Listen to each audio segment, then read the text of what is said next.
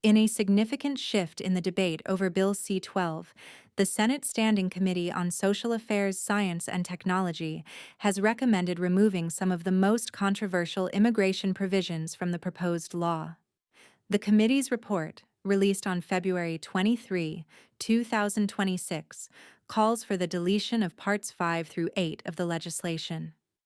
These sections contain broad powers that would allow the federal cabinet to cancel or modify immigration documents on a large scale and introduce new restrictions affecting asylum seekers. The recommendation follows testimony from a wide range of stakeholders, including legal experts, advocacy organizations, and international bodies. Witnesses raised concerns that the bill, in its current form, could grant overly expansive executive authority and have disproportionate effects on vulnerable groups such as women, children, and members of the LGBTQ+ community. The committee concluded that key sections risked going beyond what is necessary to address system backlogs and security concerns. One of the most contentious elements involves mass cancellation powers.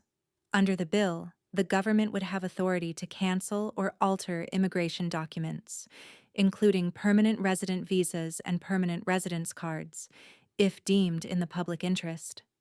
Critics warned that such broad language could lead to misuse or unintended consequences.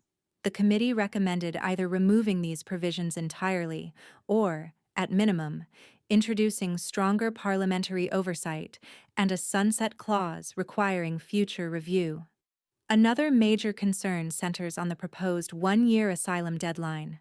The bill would prevent individuals who first entered Canada more than 1 year earlier from having their refugee claims referred to the Immigration and Refugee Board, instead directing them to a pre-removal risk assessment process.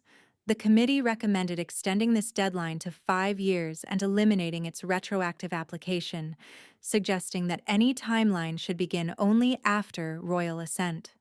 The report also addressed information sharing provisions that would expand the government's ability to share personal data across departments and with other jurisdictions. The committee recommended exempting permanent residents and naturalized citizens from these measures and strengthening privacy safeguards. Despite the significance of the committee's findings, its recommendations are advisory. The bill still faces further debate and votes in the Senate, with a second reading deadline set for late February. Only once the final version passes and receives royal assent will the full scope of changes be confirmed. For immigration applicants and temporary residents, the outcome of this legislative process could shape Canada's immigration framework for years to come.